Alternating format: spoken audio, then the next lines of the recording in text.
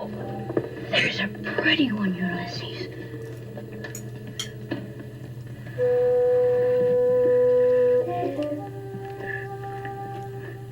There it is.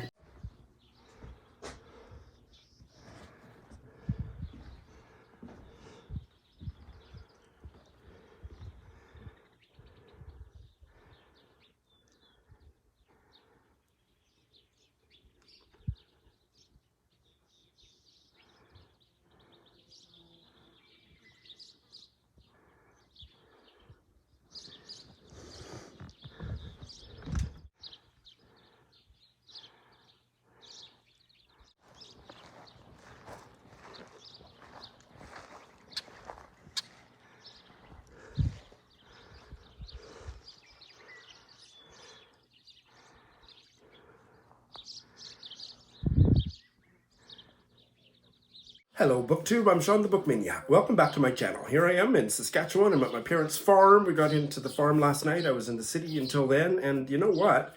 My mom took me shopping and I have a whole new wardrobe of blouses, and I was going to debut my favorite of them. I love them all, but my very most favorite of them for you, and I realized as I was taking a shower this morning that I forgot to pack it. So it's still in the city. So you have to wait one more week and I'll have a new blouse to debut weekly for the next month or two. Stay tuned. In the meantime, here I am. I am recovering from jet lag, feeling better and better each day that way, and this will be my last bout of jet lag, at least for many years. I don't think I ever want to get on a plane again or travel anywhere, really, that I can't take public transportation, like the bus too. So I reserve the right to change my mind on that, but actually the trip home was, on the plane and all the immigration and vaccination proof and all that was painless. Got here, you know what? The only thing that was an ordeal was I brought so much stuff, i.e. books, that my carry-on luggage was filled to the brim, and both of them were over there's no weight restriction on carry-on luggage, but there certainly is size restriction, and I've never in all my years of traveling by airplane seen any of the staff ever enforce it, but I was loaded. A shoulder strap bag, like my regular bag, plus a huge kind of duffel bag filled with fragile stuff and books. And I hadn't really counted on the fact that once you get through security, none of those push carts for your luggage. So, and then you have to walk a mile or more to get to your gate. That just killed me, but no lasting damage. But other than that, the trip home went off without a hitch, but I was on the verge of asking them to get me to the gate in Saskatoon by wheelchair or something, because I didn't want to carry those goddamn bags anymore. But I made it. And things have been really relaxing and great to see family. We're chatting, and I have one dear friend who lives in Saskatoon, who is shy about coming on camera. She's an avid reader, but you won't see her, but I'm looking forward to seeing her myself, hopefully in the coming week. And started to do a little bit with looking at apartments. Saw one that was perfect location-wise and otherwise, except it was on the 3rd floor of a walk-up. And that's way too many stairs for Sean the Book Maniac these days. So that was a deal breaker, but yeah, keep looking. There's lots of choices. I think I told you before, my criteria for an apartment must be within a stone's throw of a grocery store, because I'm the kind of person that I want to go to the grocery store every day and buy whatever I'm eating that day. So that is important. I want it to be within walking distance of a bookstore and a liquor store, preferably a post office and a bank, but the bookstore and the grocery store are the most important, and also just on one bus without transfers over to my parents' house. So that gives me a lot of options. We have just barely begun to look, but we'll find something. I may well have something, not moved in, but have something, a lease signed by this time next week. That's my goal. As I said, we came out to the farm last night. We're just here for a couple nights. I met my grand niece for the first time, Ada. Her second birthday is on Saturday, so there's a big party for her. That's why we're going back on Saturday, and then Mom and Dad go back and forth a lot between the farm here and Saskatoon, and sometimes I'll go with them, sometimes I'll stay in the city and get refamiliarized with, the bus, taking the bus, and I haven't taken the bus in Saskatoon since the mid-'80s, so that'll be something. I had a car the last time I lived in Saskatoon. The last time I lived in Saskatoon was 1991 to 1993. I got my membership card at the independent bookstore, and in fact I'd love to live right across the street from it. McNally Robinson, and I went in and introduced myself. I didn't say I'm Sean the Book Maniac, but I did say that I had just moved back to Saskatoon for the first time since 1993, and that I was their newest best customer, and I have proved myself right because I bought books that day and I bought more books a couple days later. I won't tell you what they are yet, but that's a fabulous bookstore. That was one of the bookstores that I went to with Peg the Book Prize Addict and Lindy, who's now Lindy of Magpie Reads, and my dear friend and cousin Mary Jean, and Leah from Calgary. I'll put a link to that video in the show notes. There's a couple new used bookstores that I haven't yet visited that are apparently fantastic. So yes, I'm going to be haunting all those places. This is not going to be a very bookish Friday Reads because I didn't finish anything. That was one thing that surprised me. I expected to read all the way on the plane because that's what I usually do. I ignore the TV or whatever movies are on and I just read.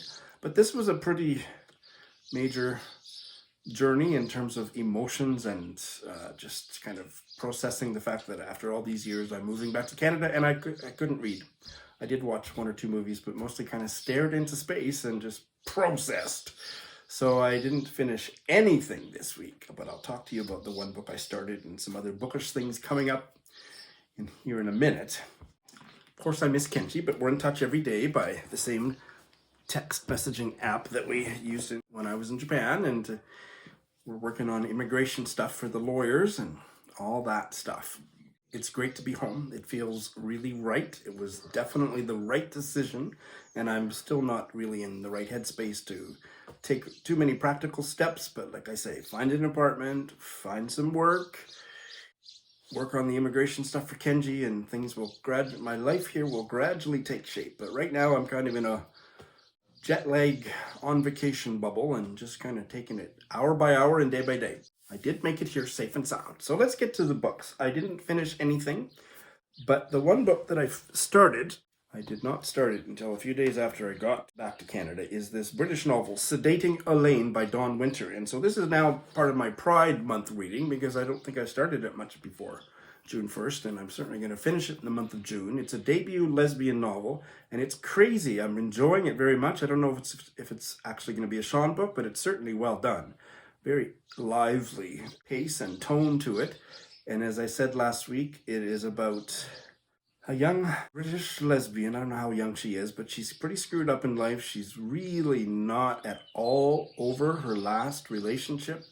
So a lot of grief there, and she's in a rebound relationship with Elaine.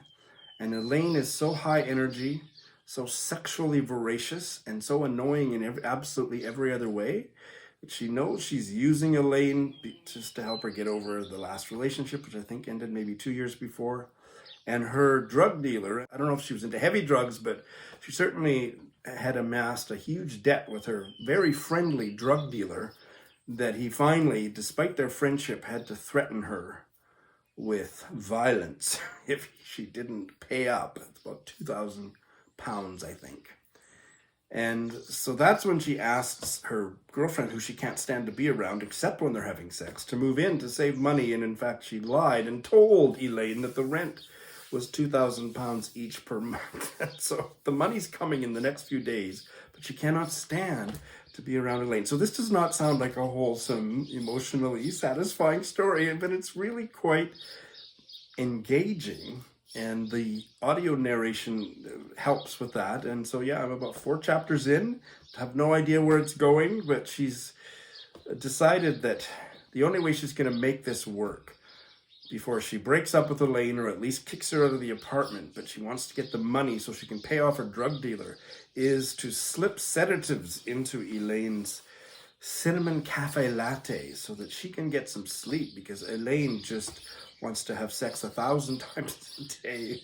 And our protagonist, I don't remember her name, Frances, I think, she can't say no, but she's exhausted and she can't stand Elaine's chatter and neediness and lovey-doveyness.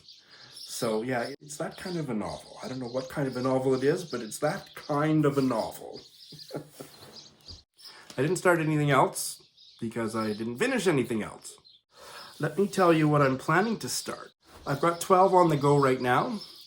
I wanted to finish 2 books for every 1 book I started, and I might break that just to get some other books started for Pride and for Caribathon. I haven't quite finished Women Running in the Mountains by Yuko Tsushima. I'm reading this to Kendra and Lindy, but I will finish this up in the next few days, and then I have suggested to them, and they were both happy to accept my suggestion, to read that queer Indigenous novel from New Zealand to them. The only way anybody outside New Zealand can get it is to buy the ebook from the publisher's website. That's what I did. I'll put a link to that in the show notes.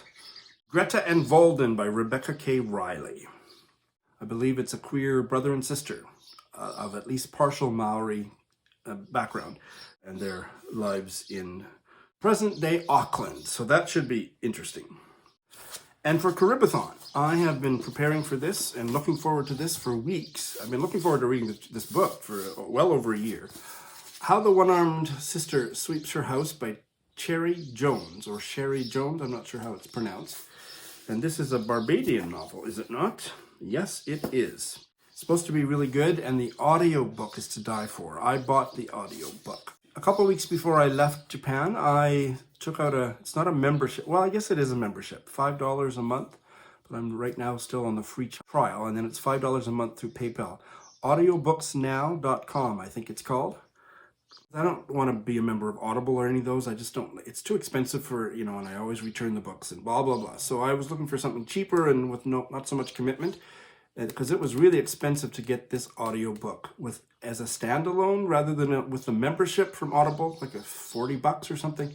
But I could get it for about $15 from this Audiobooks Now, I think it's called. I love the audio narration. So I'm going to start that in the coming week too, to get going with Caribathon. Karen of Run Right Reads, I think she's one of the main organizers of Caribathon. I think there's Comfy Cozy Up is another one. There may be others. And I think it runs from maybe the 2nd week of June until the end of the 3rd week or something, but I never follow those. That's way too short for me, especially the way I'm reading at a very slow pace. So I'm going to start it, I think, in the coming week. I don't have much else to tell you. One announcement, this is going to be coming in early July. The video is going to be recorded in early July. You won't see it until later in July, but if anybody would like to read along, do you remember last summer or early autumn, I put up a video of a discussion between Dorian, James, and I about the Canadian novella Bear by Marian Engel. And we decided at the end of that conversation that we were going to do other books by Marian Engel on a yearly basis. So this is the next one, the 2nd annual Marian Engel discussion series. So we have chosen, this is the only other one that's really easy to find, The Honeyman Festival by Marian Engel. And this edition is the A-List, which is an imprint of The House of Anansi. I see it's also available as an ebook, and it was originally published in 1970.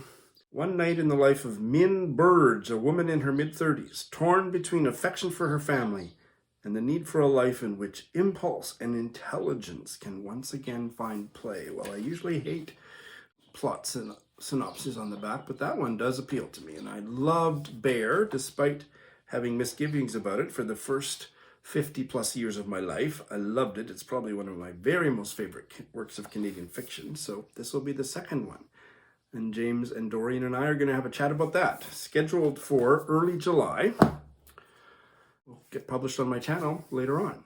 I think that's it. This is a very short check-in because I don't have much bookish stuff to tell you. But next week you can look forward to my favorite new blouse, and hopefully I'll have finished some books. Thanks for watching.